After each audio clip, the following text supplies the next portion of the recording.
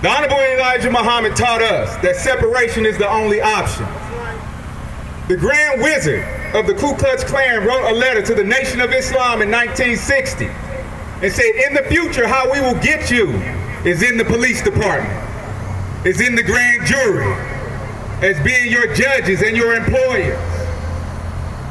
To continue this cycle of injustice, when are we going to pool our resources? As a religious person who believes in humanity, whenever Allah elevated a man to be a prophet or a messenger among us, and he spoke to the oppressed people, it was for separation.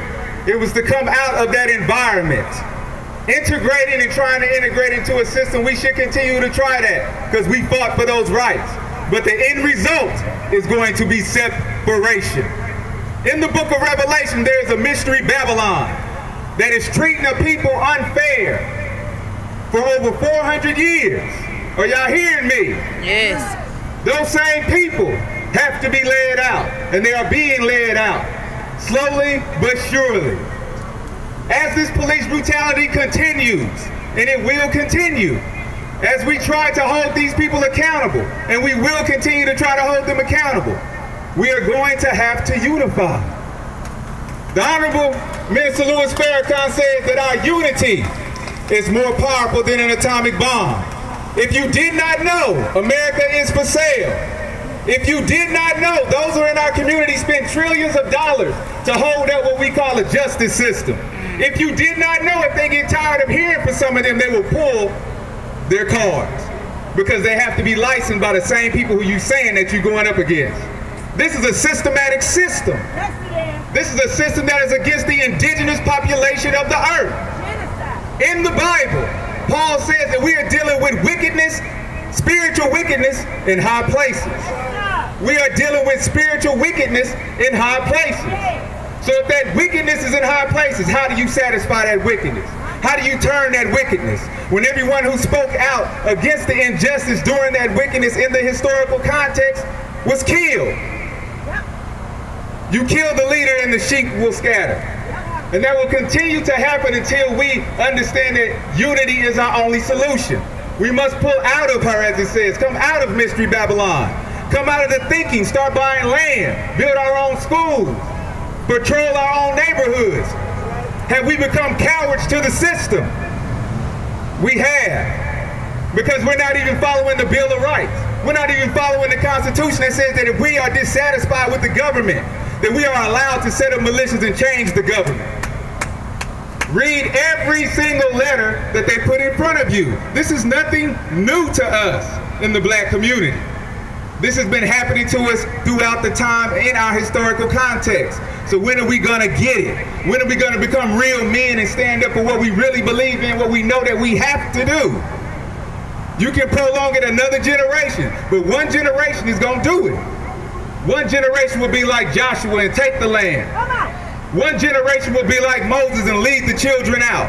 One generation will be like Jesus and go to the cross for what he believes in. Where are those generation of people? Where are we at? Because talking is not going to do it until we actually start mobilizing and doing what we're talking about. South Dallas is for sale. Why haven't we pulled our resources together where the land is cheap and started a grocery store? There are empty buildings in South Dallas. Why don't we start doing our own schools? Why haven't we started re-educating? Because that's what's going to happen. We complain about everything that they do, but the only solution is to continue to complain.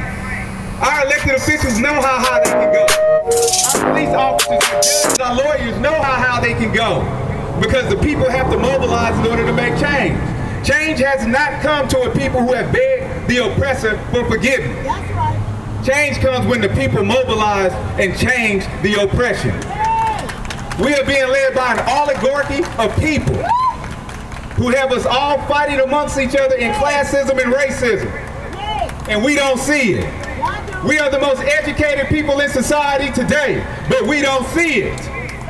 Because we still do the same thing, which means partially that we are insane. Partially is because it's the drugs that they're giving us. Partially it's because of the food that we eat to keep us docile. Partially it's because majority of our men are starting to grow up with autism so they won't have anybody to fight against. But you don't see it. You better say it. You don't see it. It's a slow form of suicide coming amongst all of us. Genocide. The sister has up a sign that says whoever kills one person, as it says in the Holy Quran, is as if they have killed humanity. Well, we're on a death march, family, because we're not recognizing who's doing the killing. That's right. We're not recognizing who's doing the killing, and we're not listening to the messengers with the solution in our midst.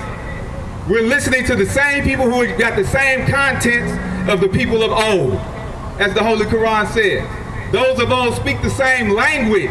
They're going to continue to use the same language to keep us confused, discombobulated, and we will never unify. And we'll slaughter each other in the streets. But as soon as somebody of the other color kills one of us, we rally in the streets. But then there was 4 more killings in South Dallas the other day. Where are we at? Where are the preachers at? Where are we at? Where are the religious people at? Where are we at? Where are the righteous at? Because when the righteous stand up, then we'll change this overnight.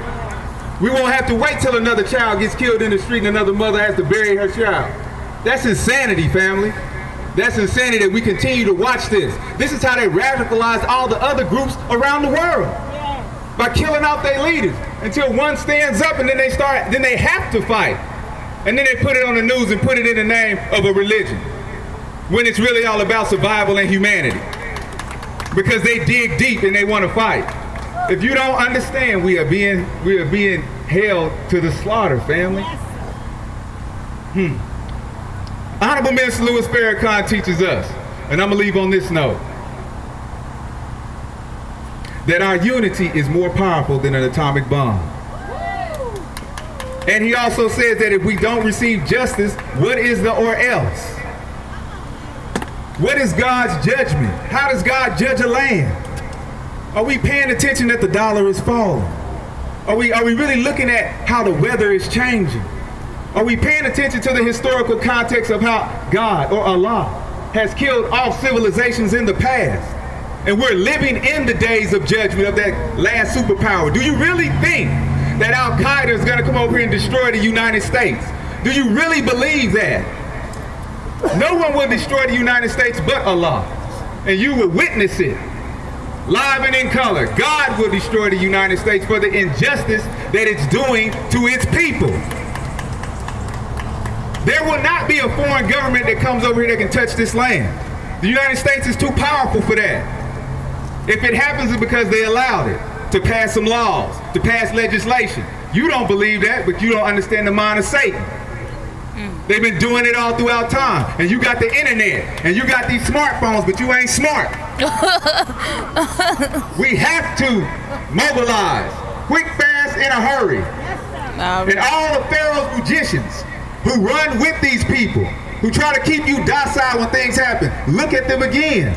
Look at what they're doing. Ask the right questions when you go to the polls. Talk to them.